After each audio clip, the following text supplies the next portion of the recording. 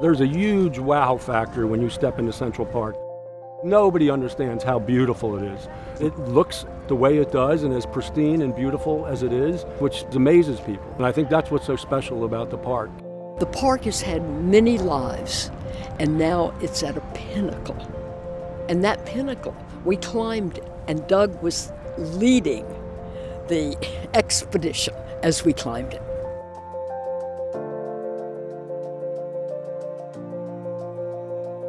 He's made Central Park everything that Olmsted and Vox ever wanted it to be. And you've always got to remember, the park is about the people. You know, Olmsted, part of his whole ideal of the park was democracy. And if you look at the people that come in the park, it's really about a way for them to get out and escape from the hectic everyday of the city. Everything we do is about the person that sits on the bench. It's about that person. It's pretty simple. It's hard to imagine Central Park without Doug Blonsky.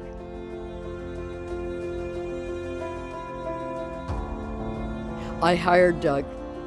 He was in charge of our restoration crew, so we were rolling out this list of projects, but it wasn't just a list, it was a plan, putting together all of the uses of the park that people love, the playgrounds, ball fields, and all of that, integrating them into a scenic whole, and Doug really understood that.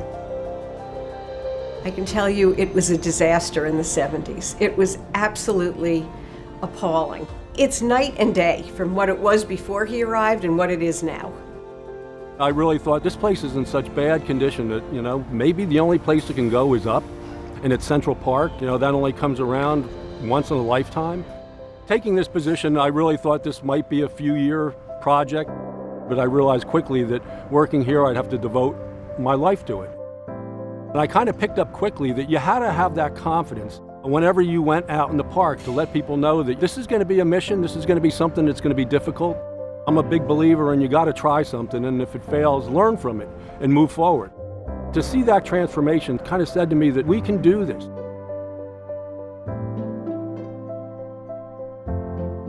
He saw the evolution, he saw what it was and what it could be, and to play a role at restoring it, I know for him it's something that will be part of his legacy. Leading Central Park Conservancy is a really hard job. You have to run an organization that maintains the park. You have to cultivate and strengthen relationships with our partner, the City of New York, so huge numbers of constituents, and you have to unite them all.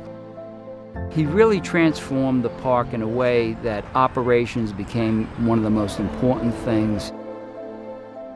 You can go and restore anything, but it's maintaining it is what's essential for the sustainability of it. I created and worked with my team to implement the zone management system. Instead of working in groups, collectively, driving around, not being responsible for anything, we actually divvied the park up into 49 distinct areas where an individual was responsible for each area. When Doug gave me the same position for the benches, to do the plats, it kind of lifted me. It made me fall in love more with the park because he gave me a certain position where I'm the only one that was handling that position. He made my career. Doug is Mr. Central Park to me. Through our Institute for Urban Parks, we've partnered with the City University of New York, CUNY, to actually create an executive leadership program in urban park management. I think if we can grab people at a very young age and show them that there's a real profession in what we do, that'll ensure that not just Central Park, but all our great parks are going to stay strong into the future. Doug knows this park from the 20,000 trees to every corner, every piece of asphalt, every bench, and he's cared for all of it. The most remarkable thing about Doug is when it's been snowing all night and the drives need to be clear for the next morning, you see Doug out there driving one of the snowplows at 3:30 in the morning.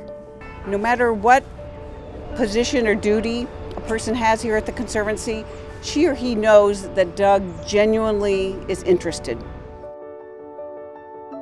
I'm going to miss the staff and the people I've worked with for so many years. Our friendship developed in Central Park through the years. He's been my colleague as well as my boss. I consider him my best friend. I can't imagine a greater pleasure than having worked with you for the last 8 years. Thank you again for an incredible, wonderful partnership and relationship as CEO of the Conservancy. Best to you, Doug.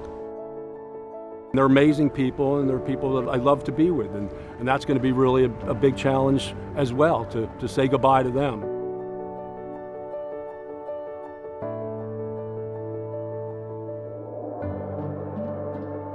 Doug, thank you for everything you've done for the park, for New York City, for America, really, and throughout the world. I think everybody in New York, and I mean everybody, owes Doug a debt of gratitude because he has done so much for New York by restoring Central Park to the masterpiece that it is today. Thank you, Doug. Thank you for all of your years of service and all of your support to the Women's Committee and the Central Park Conservancy and me. I love you, man. So take care and take it to the highest you can take it. I love you, Doug. I will miss every day knowing that Doug is walking a path somewhere in the park. When I fell in love with my wife, I fell in love with the park.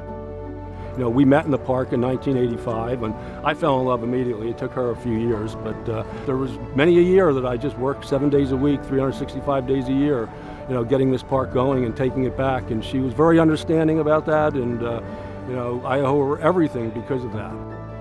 We have a strong group of people that have been here for a long, long time. The park is in great shape, so I'm very confident about the future of the park.